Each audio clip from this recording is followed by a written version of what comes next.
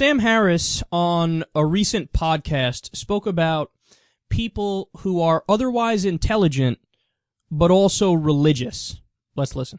But then the other side of it is these so-called sophisticated, nuanced people, when you actually press for nuance and intellectual honesty in the domain of their religious convictions, you really just land in an area of kind of unprincipled rule changes in intellectual discourse. I mean, these are not, the nuanced positions for the most part are bullshit. Now, this is not to say that people don't have great experiences that they want to capture in religious language, but when you look at someone like Francis Collins, who's running the NIH, who's a medical geneticist and obviously a very smart guy and made real contributions to science, but he's also a bit of a Bible thumper. He's an evangelical Christian. He believes in evolution, thankfully, but he also believes that immortal souls and free will were just downloaded onto the hard drive of only one species of primate at some point in history by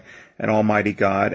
But he thinks, I mean, and when you ask him about the resurrection, he believes in the resurrection and he believes in the coming resurrection of the dead. And he, I think, is sensitive to how unseemly it is for the head of the NIH to talk about these things. So when you ask him for details, he says, well, it's all very complicated and you should consult the work of John Polkinghorne and N.T. Wright. And when you consult their work, you get just pure madness. It's just a bizarre conflation. It's just a word salad, which is foisted on scientifically illiterate people by scientifically literate people for reasons that are patently emotional and they're actually totally unconstrained by any principles of intellectual honesty. And I think we should be even more critical in some sense of someone like Francis Collins, the so-called nuanced religious person. I think Bill Maher actually makes the best point about this. He says that smart religious people essentially wall off this topic and don't allow critical thought to enter the conversation in this realm. And I think a lot of that has to do with politically correct culture, because we've essentially made it perceived bigotry and perceived intolerance to even have a discussion about religious doctrines and why people believe as they do. It's almost like some smart people give themselves license to be irrational on the issue of religion. They're allowing themselves to strain credulity in this one area. And then also, there's the problem of what I like to call the smart man's dodge, or people who are too smart for their own good, where they use their reasoning abilities to rationalize their bullshit. So what I mean by that is, they'll do the sidestep of, well, the reason why you think the holy books are absurd, Kyle, is that you're taking them literally. They are all meant to be an allegory. They're all a metaphor. First of all, if it's meant to be an allegory, I don't understand what the allegory is for don't eat shellfish.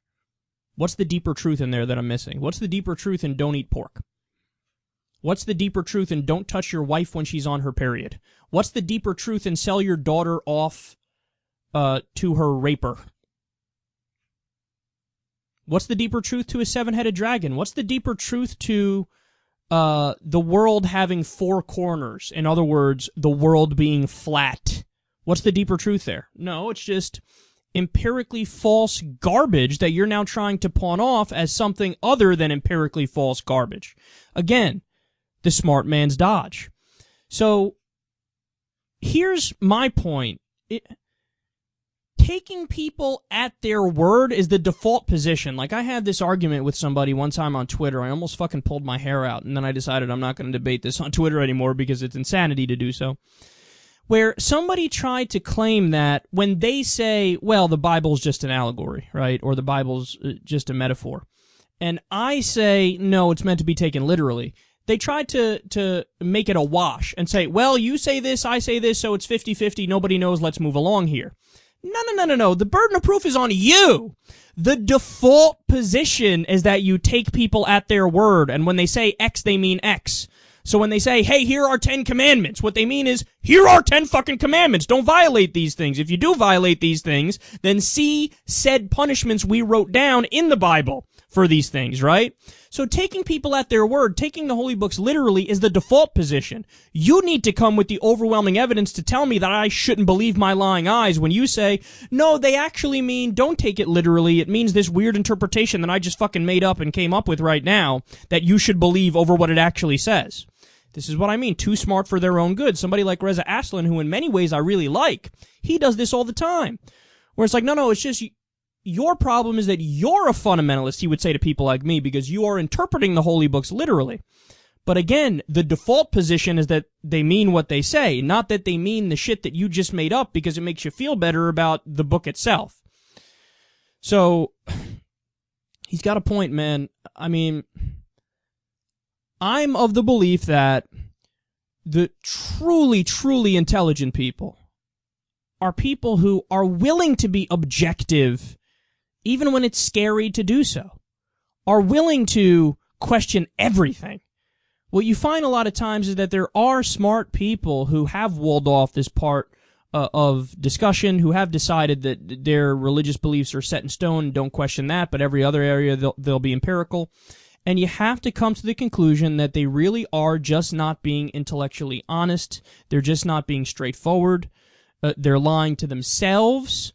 And at some level, they know that what they're doing doesn't make any sense. So if you really want them to break through to the next level and be more intellectual and to try to understand the nature of reality, we should do everything we can to try to explain to them that you should question everything, even things that you hold sacred.